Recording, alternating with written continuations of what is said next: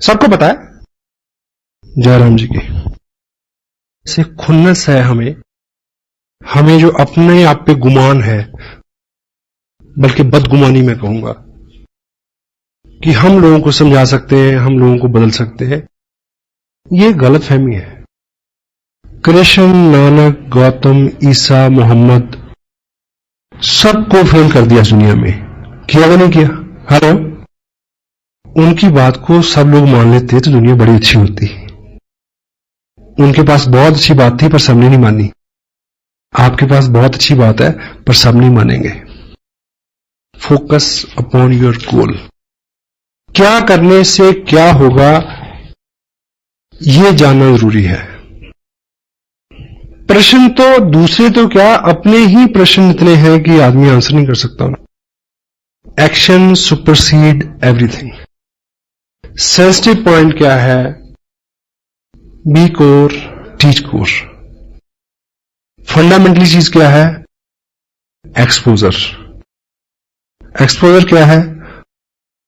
Market plan. उसको अगर blended कर दें सीडी के साथ, it will bring result like anything. Result, cancer में भी क्या कहा? रिजल्ट। आपने क्या किया और आखिर में क्या निकला, इससे सारी कामयाबी, इससे आपकी इनकम, इसी पे सब चीज निर्भर करती है। तो हमारा फोकस इस पक्ष में होना चाहिए। आप इस तरह से लेके चलें, बहुत सारे लोग हैं आपके पास। एक उदाहरण आप ये लें, सपोज करिए कि मान लीजिए चाइना की जो आर्मी है, उन्होंने इंडिया में जो बाटा कंपनी का जो फैक्ट्री है, जहां पे बाटा को उन्होंने ऑर्डर दिया कि हमें अपने जवानों के लिए 2000 शूज चाहिए, लेकिन सारे 8 नंबर के होने चाहिए। ठीक? और इधर से कंसाइनमेंट गई, लेकिन किसी कारण से कंसाइनमेंट वहां 2 दिन लेट पहुंची और उन्होंने लेने से रिफ्यूज कर दिया, और वो कंसाइनमेंट लौट के आ गई वापस इंडिया में। और आपको इस नियम का पता हो कि जो भी चीज एक्सपोर्ट के लिए चले जाए और 1 हफ्ते में भी वापस आ जाए, वो हमेशा सेकंड लॉट में ट्रीट होती है। Got it? और उसकी नीलामी हुई और आप व्यापारी हैं और आपने वो लॉट खरीदा। क्या?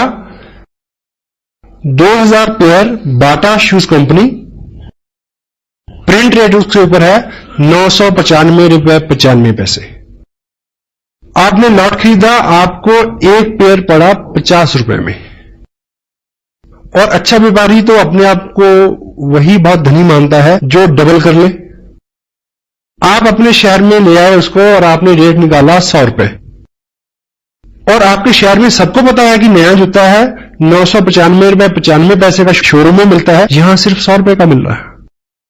लेकिन प्रॉब्लम क्या है कि आपके एरिया में 8 नंबर का जूता डालने वाले लोग हैं 50, 100।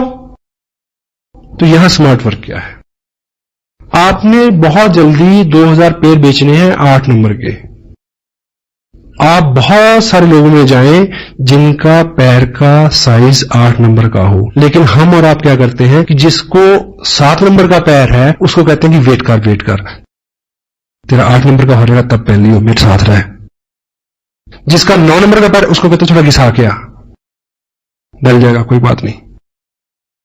इस बिजनेस को लोगों की मानसिकता के मुताबिक फिट करने की कोशिश ना करें, उन लोगों के पास ले जाएं जिनको ये सूट करता है, और उन लोगों की भरमार है। यहां 80% people are there in India ASEAN business, जिनके लिए वरदान है, नेमत है, नियामत है। और प्रश्न उत्तर, इफ, बट, किंतु, परंतु, यहां वहां, ऐसे वैसे, इसका कोई भी इलाज नहीं है।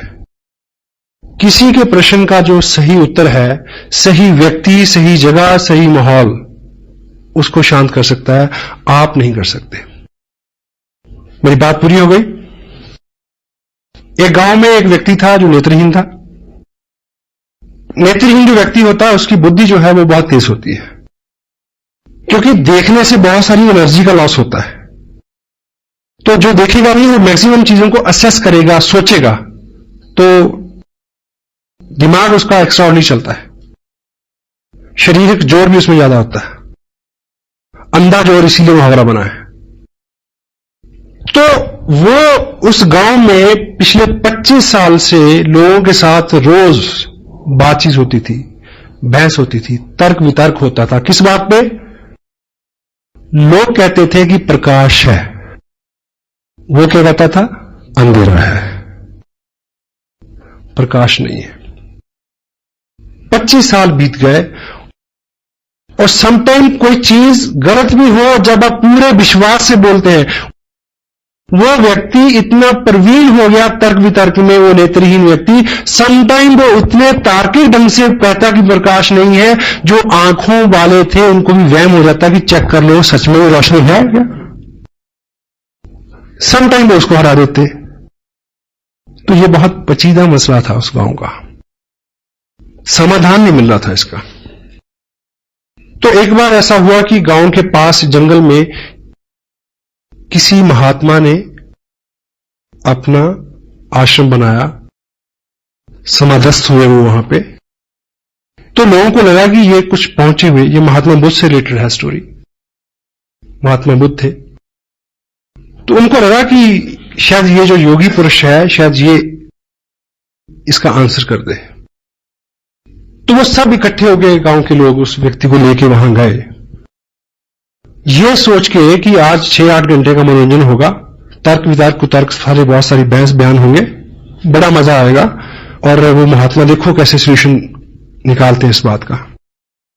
तो बुद्ध समाधि में थे, उनको जगाया गया, उनको बताया गया कि ऐसा ऐसा हमारा मसला है, हम कहते हैं कि प्रकाश है और ये व्यक्ति कहता है प्रकाश नहीं है, ये नेत्रहीन है। बुद्ध ने अपने मुखवाक से केवल एक शब्द बोला, इसको वैद्य के पास ले जाओ। क्या बोला? इसको डॉक्टर के पास ले जाओ। लोगों ने बात मान तो ली, पर तिलमिलाया बहुत कि ये कोई जवाब हुआ, क्योंकि वो तो तर्क वितर्क जाते थे। लेकिन उन्होंने गलती से ऐसा कर लिया। वो पहली बार उसको आंखों के वैद्य के पास ले गए, डॉक्टर के पास ले गए। जैसे वो वहां पहुंचा, वैद्य ने उसकी आंखें देखी और 2 बूंदे एक इधर एक उधर आंख में टपकाई और उसको दिखना शुरू हो गया। और वो लौट के फिर बुद्ध के पास आए। वो नेत्रहीन व्यक्ति ये बोलता है कि महाराज, 25 साल से ये लोग मेरे साथ केवल बहस कर रहे हैं, तर्क कुतर्क वितर्क। इन्होंने 25 साल में ये काम नहीं किया जो आपके कहने पे हुआ आज। अगर ये काम ये 25 साल पहले किया होता तो मैं 25 साल से एक तो इस रोशन जहां को एंजॉय कर रहा होता, और दूसरा मैं अब तक अंधेरे का प्रचार नहीं कर रहा होता।